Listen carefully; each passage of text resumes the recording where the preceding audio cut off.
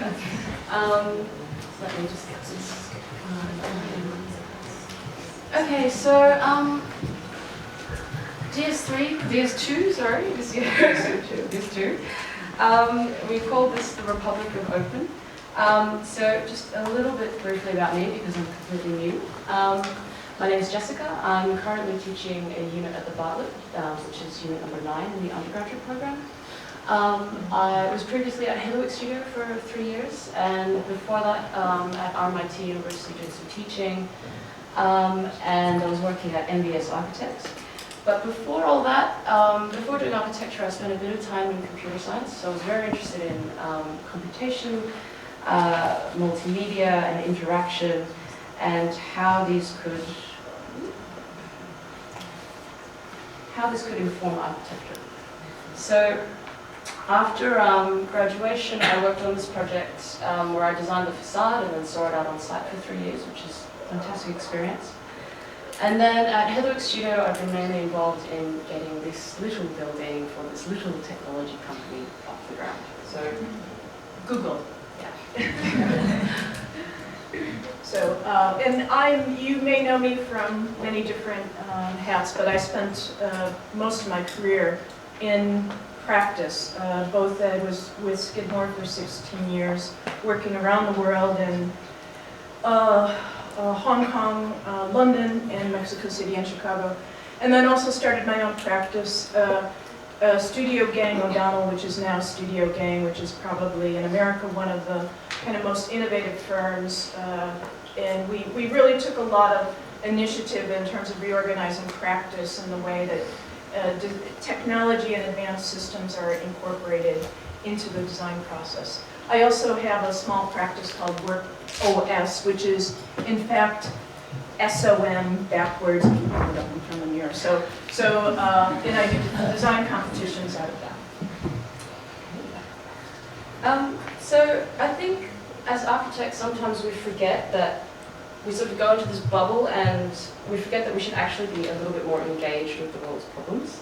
And some of which these issues are a lot closer than they may appear. And I don't think architecture is necessarily going to solve the world's problems, but a lot of the world's problems could do with a bit of architectural thinking. So the Republic of Open is interested in the themes of participation, democratic spaces, and identity. So we're an open structured studio, and we're driven by individual and collective beliefs.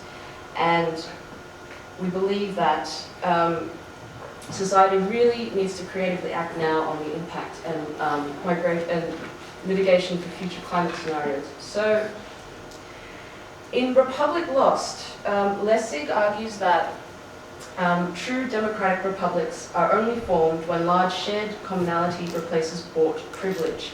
So we propose that true civic projects, i.e. those that extend democratic republics and thus engage active participation and community, become and are able to become a common of shared ethos, and therefore create a common identity. And this is what we're calling the Republic of Open. So we're interested in how participation, interaction, and identity can inform our democratic spaces.